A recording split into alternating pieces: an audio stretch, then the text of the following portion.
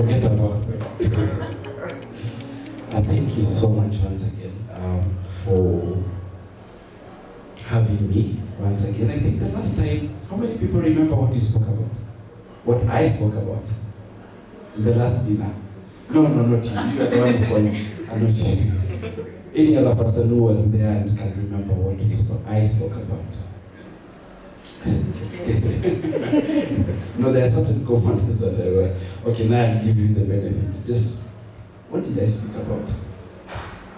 The advancements of medical regulation and also the establishment of AMA, and the fact that Kenya was almost signing the treaty. Luckily enough, now it has been signed. Great. So last time we talked about the African Medicines Agency by and large, and looking at it from the regulatory space. And this time around, David has decided to give me a more difficult topic, right? To think about the regulatory harmonization in the context of pandemic preparedness, prevention, response, and recovery. And also within it, the health security. I don't know how many people, when we speak about health security, but how many minutes do I have? I have a tendency of speaking too much, and I need to be very careful. Last time I have 10 minutes. Oh, so you will keep on. So I'll try as much as I can. I'll try as much as I can so that I keep within those 10 minutes, because I tend to speak a lot, and when you're passionate about something. So just a quick one. When we speak about health security, what really comes to mind? Health security. Just a quick one. And all answers are right. All answers are right. Adults are always right. Even when you start sleeping now, you are right. Anyone, health security, what comes to mind? Just shout. You don't have to raise your hand. Accessibility. So access, affordability, right? But there are also other things. So you're right. So when you're talking about health security, it's everything that would enable us, you and me, at individual level, to access that care or that product where you need it, how you need it, and in the form and shape that you need it, right?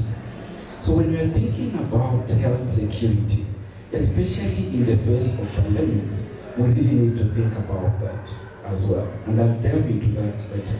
When we think about pandemic preparedness, each one has it. So there's a pandemic, preparedness, prevention, recovery, response, and recovery. What currently, because of the many P's and R's, I like calling the 3P2R. 3 P's, pandemic, preparedness, prevention, recoveries, and response. So when we're thinking about 3P2R, what comes into mind? Quick one, just shout. COVID, right? But within that COVID, how did we respond into it? Was the African or Kenyan response, would it have been better? Yes. People saying yes. So what did we do right that we would have done better in the pandemic preparedness, prevention, recovery, and response? And in this case, I want us to you can wear the broader hat, but let's also think about the issue of the products that were available. And here product starts with, right from the masks, to the sanitizers, to the vaccines, all those things. So what is it that we did not do right? Especially, and think about from the acute phase of COVID-19. Anything? I see you have something that you want to. You are reacting, you are not preempting, so it was more reactionary measures. Thank you. There's a lot of reactive measures, reactive knee-jerk approach to issues, right? Especially when we're handling and looking at things. You can remember the way when some of things that were out, how we were burying people, right? We politicized and militarized the approach. And in public health, one thing you are sure you're going to get wrong, rather, one way to know that you are surely wrong is by militarizing and politicizing a public health agenda. So today, as I'm asked to speak about regulatory harmonization or regulatory systems strengthening in Africa towards health, product security, and pandemic preparedness, technically is to look at, when we are all thinking, I hear everybody talking about regulatory, a good number, about 50-60% are in the regulatory space. We need to think about what does regulatory harmonization do, and what are some of the components of regulatory harmonization. This week, there was it ended today, a meeting for the medical devices, and one of the key things within here that they were discussing the entire week was convergence. So when we're thinking about regulatory system strengthening, two things are at the core of it: reliance and convergence at the end of it. So when we're thinking about this, how does it then help us in the case of pandemics? During pandemics, there are certain things that happens. You are dealing with two issues. One, you want to save lives, right? And your core mandate is saving lives. But as you're saving lives, you must also save livelihoods. True. So as you are doing that, remember you during pandemics, it moves in its own phase and way. It can move faster and can change the ecosystem very fast, but you must work as fast as possible to be able to contain it. That's why we had all the IPC measures, infection prevention and control measures, right? But as you're doing that, you must balance between saving lives and livelihoods. So as we are thinking about the pandemic response in that context, there are certain things that we need to look at. What would enable you save lives first? And even before that, during pandemics, you either move fast with caution, or you move slow, cautiously, or you move fast with caution. Right?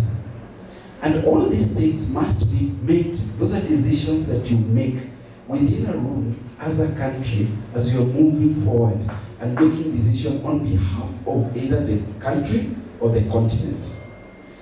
And as people who are within the regulatory space, you play a critical role, because in the regulatory space, there are certain terminologies. One is what we call the emergency use authorization and emergency use listing. They are products that have not gone through the entire R&D process, but have indicated some positive, have provided positive indications of having possibilities of saving lives in that kind of a situation. Those products are given upon certain reviews, emergency use listing, or emergency use listing by WHO, and countries provide emergency use authorization. That is a function of a regulatory process, right? But at the end of the day, even if WHO provides emergency use listing, if at country level we don't have the capacities, we do not have the systems and structures in place, we will not be able to do that. The other thing that really brings in the issue of regulatory harmonization in the context of pandemics is the issue of the reliance. During pandemics, you don't have, I did mention that you need to move fast, but also with caution, right? But you don't have all the room and the wiggle room and the laxity of time to enjoy and to look at dossiers that are coming through and the documents that are coming through for evaluation. So the most important thing at that particular point is, do you have a stringent regulatory authority or a partner or an NRA that you rely on each other, or you can rely on as a mechanism where you have a mechanism for reliance on. Specifically looking at if the Tanzanian TMDA has provided a recommendation for a product. So what should Kenya do at that particular point? So that you save on that window, because every single minute, in fact, every single second in a pandemic means a life saved or a life lost. So regulation plays a critical role, and that's why during the COVID-19, there was a team, there was a regulatory and safety subcommittee. I was privileged to be sitting in that committee. And there were several calls every day with all the dossiers that were coming, the vaccines that were coming into the country for evaluation. And of course, Pharmacy and Poisons Board would look at them, and then the committee would decide for or against with the data that was there. But every second that we sit discussing, someone else is dying because they're not accessing that product. Right? So you can see the value of regulatory harmonization. It's even better when there is convergence. Remember, reliance is a point where I will rely on the recommendations and the report you've provided to a larger extent. But convergence means I'll take it as it is, because I really trust in the capacity, I really trust in the tools that you have, and whatever you've done, I just need to absorb it as it is. So regulatory harmonization is a very important aspect when it comes to pandemic preparedness, prevention, response, and recovery. Because it is at the core of saving lives and livelihoods. It is at the core of moving fast with caution, because you need to make sure you have a team that really is technically sound and able to look at those documents within a record time, provide those recommendations, and communicate for those products to reach. Remember, that product is what someone needs, that baby needs to save their father. That's the product that that father needs to save their baby, just so that they can see the following day. So during pandemics, there are certain things that regulations must come into, and we all play that role. And at the continental level, because I was also asked to speak to what are some of those initiatives that are currently in place to really help strengthen. I'm doing very well. I really do like this. So what are some of those initiatives within the continent that really helps us there? Remember, during pandemics, that's where a huge amount of substandard and falsified products also get into the market. Because we are all in chaos. We are all doing whatever we need to do, and everybody is trying to survive, and the scrupulous guys are also looking for ways to make money. So at the African Union level, there's what we are calling the 3AUS. Somebody can Google 3AUS. It's the African Union Smart Safety Surveillance. So this is one of the initiatives to really help with surveillance for products, especially during pandemics, but also during routine, because it came up with the thought process started way back before COVID. 3AUS, and Kenya is a signatory, and we are all part of it. The other two main things, one of them is the African Medicines Agency. The last time we spoke, I told you there's a lot of effort I was putting in the country. I was so happy that it's finally ratified. So Kenya became the 26th country. Just clap, just happy. Kenya became the 26th country to ratify, and I'm really glad that last week Tanzania also ratified. And I've been supporting Tanzania through some consultant as well to Tanzania. The next one for me now is South Africa and Nigeria. Watch this space. So with that, thank you so much. The African Medicines Agency, for those, how many have heard of AMA, African Medicines Agency. Be confident. Ooh. Okay. A good number. So, as you're aware, the African Medicines Agency will be a continental specialized agency of the African Union that will be supporting RECs and MRAs and NRAs to strengthen their regulatory systems at country level, but coordinating. However, it will also be helping with the regulation of medical products, especially the specialized molecules and complex molecules, while not taking the function of NRAs and RECs.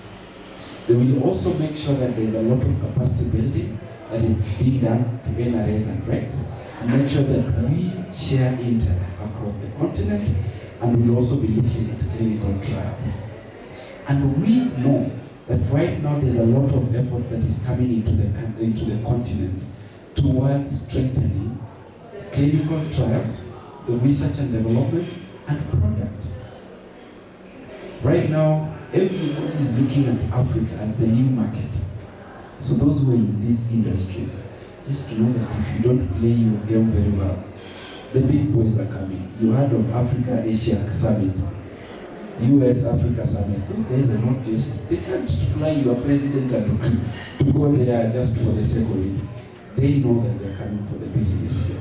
And the pharmaceutical industry is going to be the biggest industry. You've seen even in Kenya, our NCD curve is growing. We are still dealing with the CDs, communicable diseases, and we still have pandemics and emerging and emerging diseases. And Africa is going to be the biggest consumer of all these products. So the thing that we need also to make sure, and to avoid the next pandemic, or rather, to avoid the effect of the next pandemic, we cannot avoid the next pandemic, it's coming, is to make sure that as we are doing most of the R&D, the research and development, then most of it should be done within the African continent so that the products are more specific and sensitive to our Johnpaul. We are all aware most of the products we're using currently are not as effective as they should be because they were not tried, tested within our population. And the next set, all of you are in the medicines, the health field, the next set game changer, we all hear of artificial intelligence. The next artificial intelligence in the health field is going to be precision medicine, where the medication is technically tailored for you as an individual, or for the Johnpaul that is around you so that you get better results. That information is being mined right now. And the moment pandemics hit, most of those products, if not tested and tried within the population that we have here, will not work for us at all. So everyone else will be using the same product and getting well. For us, we'll be using it and getting more sick and dying. So in that way, as we are thinking about regulatory harmonization and regulatory system strengthening, we must also wear that mindset, that we strengthen the regulatory system and capacities to be able to protect as well the data that is of the African Johnpaul. The other initiative apart from the African Medicines Agency is what we are calling the AU Model on Medical Products Regulation. I wanted to speak about this last before that alarm goes off, so that you don't have, I'm not here. So the AU Model Law on Medical Products Regulation is a framework. This is not a treaty like the African Medicines Treaty. It's a model law. Countries can adopt or can customize depending on their need, but they can also take it as it is for smaller countries. For Kenya, we've been in the process of amending, repealing Cap 244 through the Kenya Drugs Authority Bill, or the medicines policy, medicine and medical products bill, but right now in Parliament as the KDA bill. I know all of you are following it very closely, and it is going. I remember last time I mentioned that it will pass. I'm glad that just before I came here I was with the PSK team. at least they've also agreed it is going to pass. So the KDA bill, one of the core mandates of the KDA bill is to ensure that we have an authority. One. Number two, it's going to make sure that with the authority, I'm seeing my senior coming, let me make sure.